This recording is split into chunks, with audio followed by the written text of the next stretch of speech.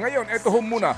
Pahabol po ito ang ating winner po naman noong pong June 18 na si Kuya Hector Jimenez. Go ahead. Yes, Kuya Hector Jimenez ng San Pedro, Laguna. 65 years old. Kaya po siya kuya dahil mag-isa lamang po siya sa buhay. Pero kasama niya si nanay na inaalagaan niya po. 85 years old na po ang ina nitong si Kuya Hector. 2 years na rin po siyang nakikinig sa radyo at dati po siyang gumagawa at nagdidisenyo ng mga santo. So sila daw po yung nakikitira sa kaibigan niya at di naman daw sila pinagbabayad. Ang ginagastos nila ngayon para po dun sa maintenance niya dahil may sakit din po itong si Hector at maintenance po ni nanay. So kumukuha po sila doon sa pa-sideline niya sa paggawa po ng santo at dun po sa pensyon ni nanay. Ngayon po meron siya sa ating update mga kapatid. Nagpadala po siya ng video, ipapakita niya po ang kanyang ina at papakita niya po yung ginagawa niyang santo. Dinadamitan niya po yan dito sa mga videos. Meron din pong video na inaalagaan at inaasikaso niya po ang kanyang ina at yung mga napamili dito po sa 3,000 piso na unang ipinadala nitong ating mga Happy Anonymous. Si Happy Man at si Happy Lucky nagambagan dito. 2,000 kay Yes. Happy Man at 1,000 kay Happy Lucky. At kagaya nga na sinabi natin sa kanya, padalhan mo lang kami ng mga pruweba, hindi pa yon ang huli nating pakikipag-usap sa kanya. Narito na po mga kapatid, panoorin niyo po ang update ni Kuya Hector Jimenez ng Laguna. Sa universe. Universe. Tingin kayo sa camera. Smile kayo, me. Smile kayo. Si Nonoy. Oh, Smile kayo. Si nanay. Ay, Smile si Nonoy. Smile kayo, me. Oh. Umingiti Para na si kaya, nanay. Said by loan, kailangan ng video nyo. Oo, napangiti na Napangiti si na narinig ang nanay. pangalan mo. Kahit na po siya ay nakahiga na lang.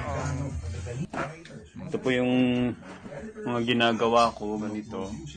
Oh, mga santo. Paisa-isa lang yung pong gawa ko ngayon dahil hindi ko na rin kaya. Hinihingal ako.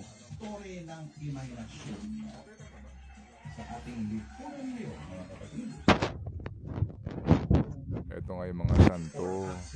Bahay po ito nung kaibigan ko na dito kami pansamantalang nakatira ni nanay ko na 6 years na. Kasi yung bahay namin doon sa kabila is bagsak, wasak-wasak na. Yung pa po sana isang gusto ko pang mailapit, mapaayos yung yung bahay namin doon. Para makauwi na rin kami ni nanay doon. Bagsak na yung mga bubong niya, kisame. Salamat po. Okay, ito yung mga picture ho ng mga ginagawa niya, mga santo nga po na, ito maselam po ito na trabaho, medyo artistic ka rin dapat dito at Yes. saka yung mga kamay mo, mahusay, no? Opo. Sige, so lahat ng kanyang kwento, totoo. At tawagan natin ngayon si Kuya Hector, no? At mag-alas 10 na, ayaw natin mag-overtime ulit, baka kagalitan tayo ng mga kinaukulan. Pero ito muna, kausapin lang si Hector. Kuya, maganda umaga. Good morning, Hector. Kuya Hector. Alright, sa oras na 5 minutes before 10 o'clock. Opo, subukan natin. Pag medyo naputol-putol ito o anuman, tutuloy natin on Monday ito, ha? Hindi ko lang alam kung kakayanin ni Chacha doon sa papagawang sirang bahay nila. Kasi ako hindi ko kaya. Si Chacha siguro baka kakayanin. Ikaw naman, madali ka kayang kausap. Nakita mo naman nung binanggit yung pangalan mo kung gaano yung ngiti ni nanay. Oo. Diba? Nung narinig yung, para kay Ted Filon tong video, Oo. nakita mo? Oo. Ito na, nasa linya. Sige. At Kuya Hector, magandang umaga. Magandang umaga po, Sir Ted at DJ Chacha. Morning. Good morning. Hector, salamat na marami sa mga patunay mo sa iyong kwento. Si nanay mo, hindi na talaga siya nakakabangon? Hindi na po nakakabangon simula pa nung na-stroke siya nung 2021. Oo. Ganito, Kuya Hector, yung bahay na gusto mong ipagawa, baka naman malaking gastusin dyan. Meron ka bang estimate nun? Actually, hindi naman po ba ang sinabi ko lang po na baka po pwedeng, kasi actually may bahay po kasi kami dun sa kabilang subdivision na sira-sira. Yun lang po sana ang gusto mong paayos kasi bagsak yung mga kisame niya. Pero hindi naman ho kami doon nakatira ni nanay. Nandito nga po ako sa bahay ng kaibigan ko na Hindi nga. Oo, naintindihan namin at salamat ka yung may kaibigan kang ganyan, pinatitira ka ng walang bayad. Pero yung gusto mong ipagawang bahay ninyo kamo para makalipat kayo doon, malaki ba yung gagawin doon? Malaki ba? Ay, hindi naman po. Kisame lang po. Bagsak kasi mga kisame. Saka natatakot na akong puntahan dahil baka may mga ahas na kasi kaya hindi ko na pupuntahan. Ay, kung matagal na, baka malaking trabaho yan kung sakasakali. Kuya Hector. Hindi naman yung parking kusina naman po. Pero okay lang po kung hindi Hindi, kasi pero, andito pa sige. naman si nanay. Oo. Makakauwi lang po ako doon kung mawala na si nanay kasi mahirap po ang sakayan doon palabas, mga emergency. Hindi mo rin siya hindi mo rin mabibigyan ng panahon kasi hindi mo maiiwan si nanay. Oo. Kasi hindi ko siya maalis dito sa tinitirhan namin niyan dahil andito po kasi may mga ambulansya, may mga Oo nga. Alam mo, makakauwi lang po ako doon pag mawala si nanay. Pero talagang darating naman po kasi doon talagang inaasahan ko na din dahil 85 na siya na Pero hindi ko po pinapanalangin na mangyari yun. Ayaw ko po na hindi ko rin kakayanin. Ganito Hector ha. So yung perang iyong bumili ka ng diaper para kay nanay. Opo, tsaka mga ilang gamot po. Tapos nagtago ka, tabi ka kasi pang-ambulansya ninyo kamo papunta sa check-up ni nanay. Opo, sa July 7. Okay. Yun po yung schedule na binigay sa amin. Sige. Hector, ayoko muna pag-usapan yung lilipatan mo kasi sabi mo nga hindi mo naman magagawa yun. Ano pa ang kailangan mo ngayon para mas maalagaan mo si nanay? Kasi kami natutuwa. Alam mo, ang bait mong anak, Hector. Amen. Napakabait mong anak. Kinalimutan na nga sariling kaligayahan eh. Ako'y humahanga sa iyo. Amen. Ako'y humahanga sa iyo, sumasaludo sa iyo. Hector, ano pa ang kailangan mo dyan para sa iyong trabaho? Kailangan ni nanay para mas makomportable siya. At ikaw, para may magagawa ka dyan, anong kailangan mo? Gusto ko lang po na makagawa ako ng mga, yung katulad mga ginagawa ko po ng mga religious images. Magkaroon ako ng mga materyales para makagawa ako ng pasaisa. Kasi madali ko naman po siyang maibebenta online.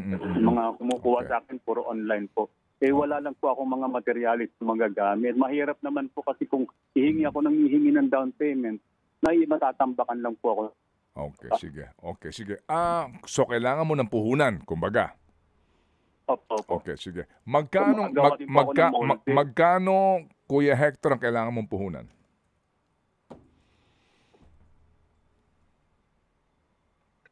Kuya Hector, magkano ang kailangan mong puhunan? Magkano? Mga 5,000 to 7,000 lang. 5,000 to 7,000? Yan ang kailangan mong puhunan, Kuya Hector? Kuya Hector? Napuputol si Hector. Napuputol siya. Pero yun din ang dinig ko, 5,000 to 7,000. Ang galing po ni Kuya Hector. Ang ganda ng mga gawa niya, mga kapatid. Yes, ma'am. Sige, Kuya Hector, ako hingi lamang ng 2 minutes kay Kuya Lord, no? After all, si Lord naman, kaya nga Lord. Kaya Lord ang pangalan. Di ba? Baka pwede yung imahe ng Lourdes. Oo. Di ba? Doon galing. Yes. Lourdes. Di ba? Ito na, si Opo. Kuya Hector. Kuya Hector? Ayun. Kuya Hector. Okay, sige. Ayan. Nagkakaproblema lang po tayo sa linya, pero antayin lang po natin ito, mga kapatid. Bakit po ba napuputol ang ating linya? Kaya nga po nagkaroon ng konektadong Pinoy. Yan na. Yan dahilan babalik nila dyan. na. Ito na, bumalik. Sige. Mamaya na yon. Kuya Hector, tama ba ang rinig ko mga 7,000 kailangan mo? Talaga napuputol talaga ito. Sige, huwag kang masyadong kikilos diyan, huwag kang gagalaw. Sige. Kasi ako sa RITM ngayon. RITM. Bakit? Kasi nalaro ko ng pusa na kalpot ako ng pusa medyo malaki kaya sumugod ako rito. Ay kinakailangan mo magpa-anti-rabies ha. Hindi wag bagsawalang bahala yan. At magsabi ka sa amin kung wala ka makukuha diyan ha. Importante dapat sige ganito. Ganito, Hector. Oo. Papadalan ka namin 10,000 piso. Naku po. Okay? Opo, maraming salamat po. Sobra. Hindi, para may pamasahe ka na rin. Oo. Magagawa ako ng mga Sige, padalhan ka namin ng puhunan mo. Paunang puhunan ito. Pauna pa lamang ito, 10,000. At pagkatapos, padala ka sa amin ng kung ano-anong mga patunay sa pagbili mo ng mga gamit mo. Pag meron ka ng gawa, pwede ba malaman namin? Tapos kung magkano mo ibebenta? Alam mo yun, baka kami makatulong sa iyo, ha? Dito sa Yes. iyong pinagkakabalahan kasi natutuwa kami. Hindi ka, as in, meron ka pinagkakabalahan at habang nasa bahay ka, naalagaan mo pa. si nanay. Okay? Kaya gusto ko nga rin po na tuloy-tuloy para hindi na ako problema sa mga kakailis. Na ano, Oo. Sige, kung 10,000 piso ito, masayang nag-aambag-ambagan ngayon ang ating mga Happy Anonymous. Salamat na marami, Hector, ha? At mabuhay ka. malaking bagay po yan. Maraming sir. Amen. Amen. Salamat na marami, Hector. Thank you so much.